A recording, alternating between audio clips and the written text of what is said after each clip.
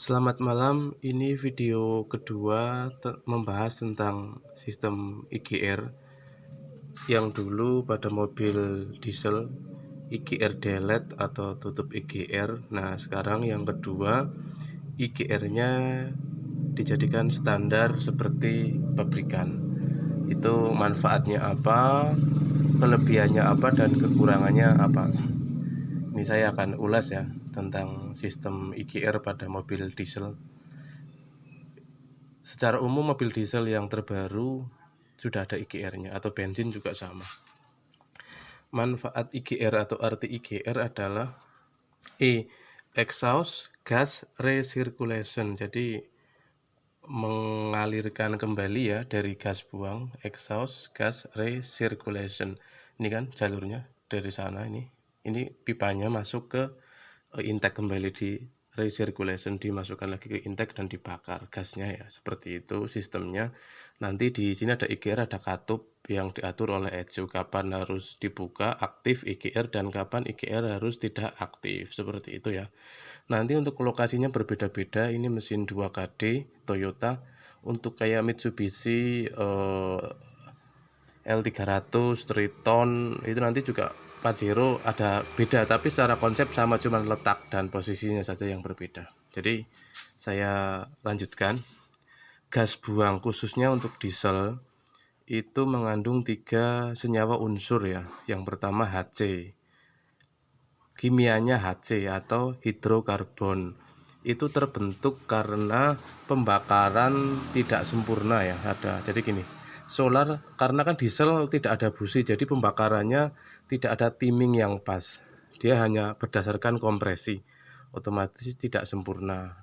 Ada bahan bakar atau solar yang tidak terbakar, itu menjadikan gas buang ada HC atau hidrokarbon. Itu HC secara lingkungan hidup manusia tidak begitu berbahaya. Terus yang kedua, itu yang pertama. Yang kedua ada CO atau karbon monoksida. Karbon monoksida terbentuk karena ini kan ada turbonya. Jadi di dalam pembakaran kadang turbonya itu kurang udara, sehingga solar tidak terbakar sempurna. Nah, itu menghasilkan karbon monoksida di dalam ya, dalam pembakaran. Terus ada gas buang karena ada solar yang tidak terbakar semuanya, menghasilkan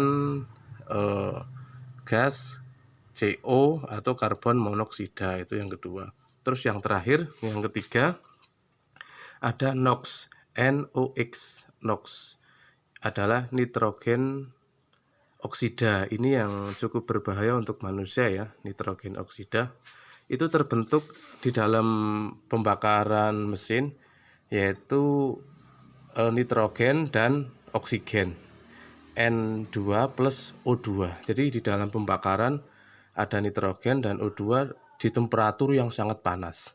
Karena diesel otomatis lebih panas daripada bensinnya, sangat panas.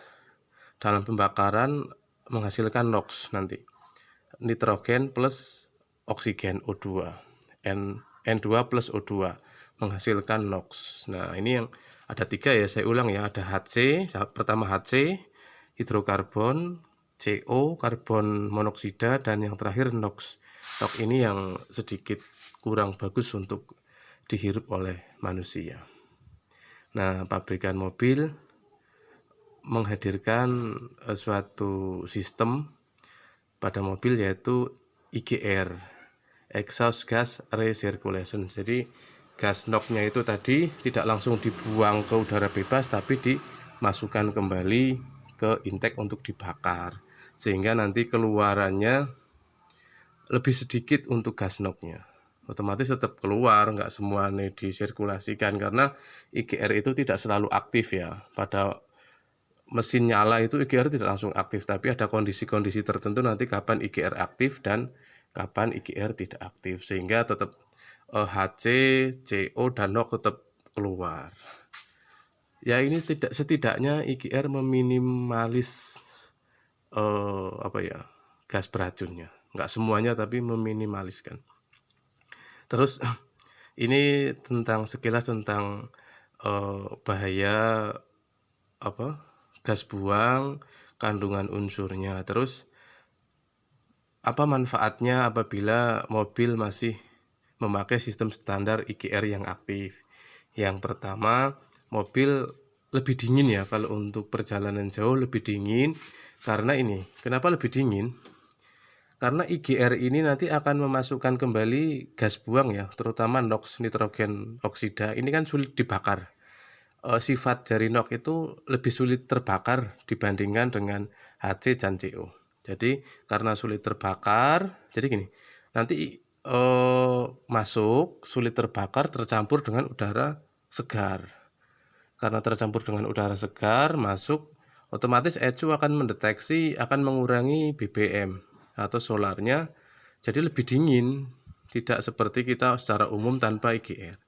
Jadi udaranya lebih dingin di dalam mesin ya, mesin lebih dingin karena ada karbon NOx-nya itu Terus yang kedua, lebih irit. Kenapa kok pasang IGR bisa lebih irit? Nah, jadi khususnya untuk IGR ini akan aktif atau katupnya terbuka ketika mobil melaju konstan ya, konstan di jalan tol atau jalan lurus perjalanan jauh pada kecepatan rendah dan menengah. Itu nanti IGR akan aktif, akan membuka.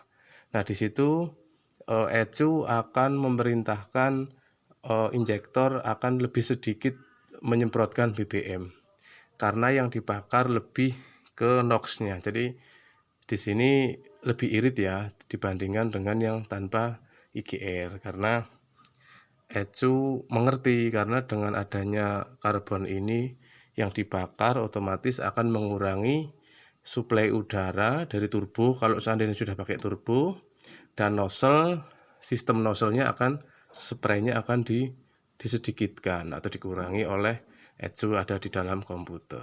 Itu seperti itu sistem kalau yang sudah pakai IGR, sehingga lebih irit. Terus itu kedua ya, ada lebih dingin untuk jarak jauh, lebih dingin mesin karena ada NOx-nya gas NOx yang dimasukkan kembali itu menjadikan mesin lebih dingin waktu pembakaran. Terus yang kedua, lebih irit karena dengan membakar NOx otomatis ECU akan memerintahkan udara yang masuk dan spray solarnya akan menjadi lebih sedikit, disetting oleh ECU menjadi lebih sedikit, maksudnya seperti itu.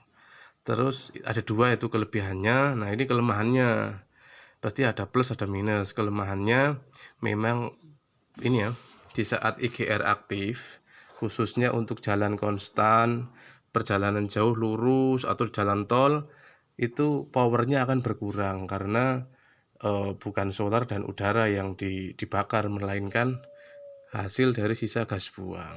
Di situ otomatis power akan menurun.